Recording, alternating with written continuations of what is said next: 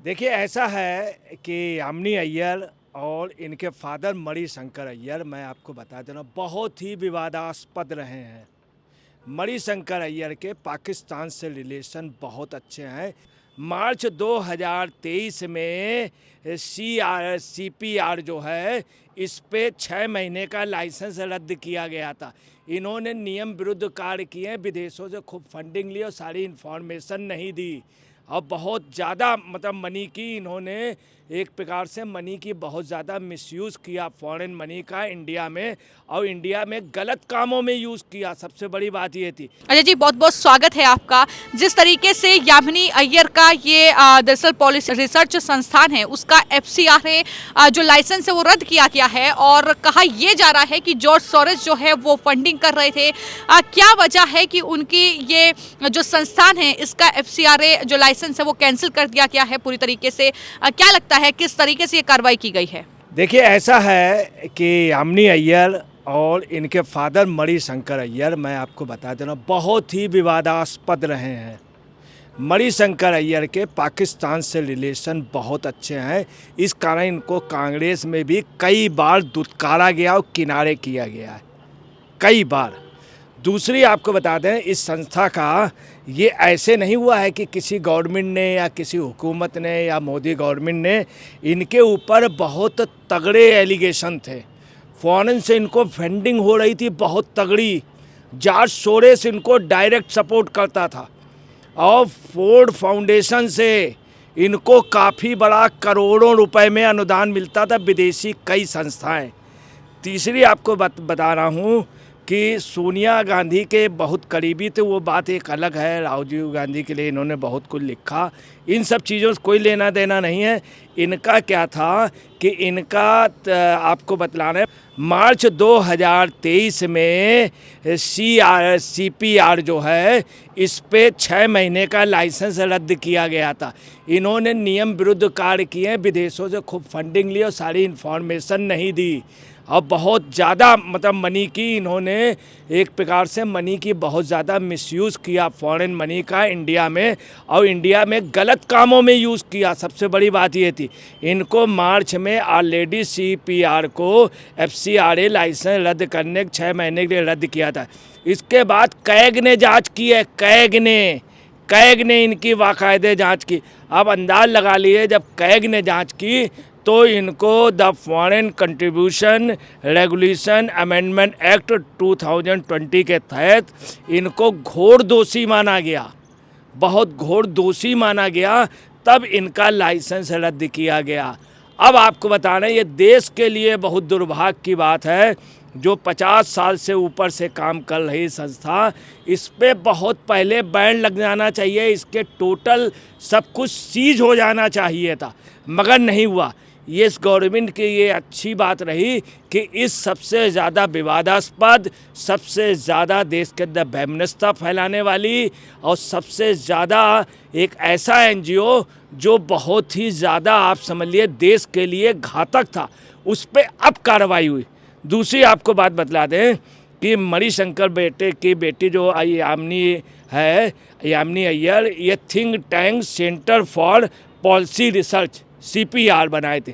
इसमें क्या है, थिंक टैंक था और ये पॉलिसी, देश की पॉलिसी बनाते थे, इकोसिस्टम की, कॉमर्शियल उस पर, ये जबकि ये इतने क्वालिफाइड नहीं थे। ये देश की पॉलिसी बताएंगे और ये बताते थे भविष्य में उसमें। अभी इन्होंने, मणिशंकर अय्यर ने अभी थोड़े पहले कहा है कि इन्होंने और इनकी संस्था ने एक सर्वे दिया और एक रिपोर्ट दी कि भारत में इस जो दो तरह की विचारधारा, आर्थिक प्रगति इस कारण नहीं हुई देश की, कि देश में 2 तरह की विचारधारा। एक विचारधारा भाजपा की है जो निजीकरण पूंजीवादी है, जो सिर्फ पूंजीपतियों का ही सपोर्ट करती। दूसरी वाम विचारधारा और कांग्रेस की विचारधारा, इनका ये कहना है, जिन्होंने देश के लिए बहुत किया वो श्रम के लिए, श्रमिक के लिए। अब आप देखिए, दोनों बातें क्या कम्युनिस्टों के लिए या कांग्रेस के लिए है कि सिर्फ श्रमिकों के लिए किया? यानी आप ये कहना चाहते हैं कि इस दरअसल संस्था के जरिए वो अपना कहीं ना कहीं एजेंडा चला रहे थे, राजनीतिक एजेंडा जो है उनका अपना एजेंडा चला रहे थे। मैं आपको बता रहा हूँ, ये शख्स खुद कहता है 40 साल में मैं 50 बार पाकिस्तान गया। आपको बता रहे हैं इसकी जांच होनी चाहिए। कम से कम ये 500 बार गया। इसने पाकिस्तान में जाकर के मणिशंकर अय्यर जो एक बूढ़ा हो गया है, इसने इतना गंदा बयान हिंदुस्तान के खिलाफ दिया था, कांग्रेस को तब एक्शन लेना पड़ा था। अभी ये कुछ दिन पहले कह रहा था मैं पवेलियन में दोबारा लौटने को तैयार हूँ, तो कांग्रेस के वहीं के नेताओं ने कहा ये शख्स लौटेगा तो ये पाकिस्तानी है। दूसरी आपको बताना है, इस शख्स ने क्या बयान जारी किए थे कि पाकिस्तान में हिंदुओं का, भारतीयों का बहुत सम्मान है। पाकिस्तान में हिंदुओं भारतीयों को बहुत पाकिस्तान धर्मनिरपेक्ष देश है और वहाँ की कानून व्यवस्था बहुत अच्छी है, वहाँ पे कट्टरपंथ बिल्कुल नहीं है। ये इनके बयान है। अब आप समझिए, ये लाहौर के रहने वाले वहाँ पे बहुत रहे हैं, वहाँ की संस्थाओं में ये आए दिन इनके भाषण चलते थे और लोग इनको लाइक करते थे। हिंदुस्तान से ज़्यादा ये पाकिस्तान में फंसे। ये पाकिस्तान परस्त हैं। मैं आपको बता रहा हूँ, इनकी जांच होनी चाहिए। जांच होने के बाद इन पे तुरंत आयोग कोई इनके ऊपर कोई बड़ा वो गठित होना चाहिए, इनकी बेटी पर। तीसरी आपको बताएं, तीस्ता शीतलवार को इन्होंने फाइनेंस किया, बहुत लंबा अमाउंट किया। अब आप ठीक है, चलिए तीस्ता शीतलवार और इस तरह का फोर्ड से पैसा लेना, आप किसी इंडिया में किसी अच्छे काम में लगाते, किसी अच्छे डेवलपमेंट में लगाएं। इंडिया में कुछ अच्छे कार्य भी हुए हैं, उस पर आप बयान देते। कुल मिलाकर के ये शख्स जो है, ये फैमिली जो है, सिर्फ राजीव गांधी, सोनिया गांधी, इनकी सिर्फ चम्मचगिरी करता रहा, चम्मचगिरी। इस शख्स ने किताब क्या लिखी है, एक किताब लिखी है जिसमें लिखा 21वीं सदी का, मतलब 21वीं सदी का अगर कोई सबसे महान है तो राजीव गांधी। अब आप अंदाज लगा लिए, दुनिया में 21वीं सदी का और लोग भी था। चलिए इन्होंने लिखा तो 2-4 लोगों के और भी नाम लिख देते, तो ऐसा कुछ नहीं किया इन्होंने। तीसरी आपको इनके बारे में एक बात बता दें, ये 1970 से अपनी संस्था के गठन की ये बात कर रहे हैं। 1970 से इनके ऊपर अभी तक कोई कार्रवाई नहीं। इनका जो NGO है ये FCR से लाइसेंस जो रद्द किया गया, एक तो कैग की वजह से, दूसरी तमाम आपत्तियां थी, तमाम लोगों के आरोप थे। बहुत पहले से 40 साल से इनके खिलाफ आरोप लग रहे हैं, मगर कार्रवाई इसलिए नहीं होती थी। सीधे सेंट्रल गवर्नमेंट और कांग्रेस के जितने भी प्रधानमंत्री थे वो इनसे डरते थे। नरसिंहा राव के लिए ये सिफारिश लगा लिए, इन्होंने मनमोहन सिंह के उसमें सिफारिश लगा ली, हर एक में ये सिफारिश लगा लेते थे। और भी कुछ प्रधानमंत्री हुए जो भाजपा के अलावा, उनको भी इन्होंने प्रभाव ले लिया, चूँकि सोनिया जी से तुरंत। लेकिन अभी जो उनकी बेटी का बयान सामने आया है वो ये कह रही हैं कि हम तो कानून के मुताबिक कार्य कर रहे थे, हमें तो वक्त नहीं दिया गया और हमारी संस्था का ये FCRA जो लाइसेंस है वो रद्द कर दिया गया। उन्होंने ये भी कहा कि विदेशी फंडिंग के जो भी तमाम कानूनी प्रावधान है हम तो उसका पालन कर रहे थे और हमें बिना वक्त दिए इस तरीके से हम पर कार्रवाई हुई है तो हम भी लीगल एक्शन लेंगे।